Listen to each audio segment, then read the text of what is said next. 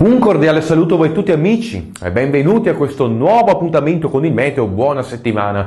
Cosa accadrà nei prossimi giorni? Diciamo che la figura di bassa pressione che ha creato condizioni di tempo brutto su buona parte dell'Italia nel fine settimana tenderà a piccoli passi a scemare e lascerà spazio ad un graduale miglioramento. In effetti con la mappa qui a fianco a me, che è incentrata a circa 5.500 metri, fa vedere la distribuzione delle alte e delle basse pressioni. Possiamo notare in corrispondenza del Mediterraneo una goccia fredda. Questa mappa è incentrata a metà della settimana e potete notare appunto come la goccia fredda sia destinata a scemare. Quindi ipotizziamo ancora qualche fenomeno nel corso della giornata di lunedì, in particolare sul Veneto sarà sotto forma di pioggia sulle aree pianeggianti, ci sarà qualche fioccata oltre, pensiamo ai 400 metri ovviamente in montagna. Alla volta di martedì ci saranno maggiori schiarite.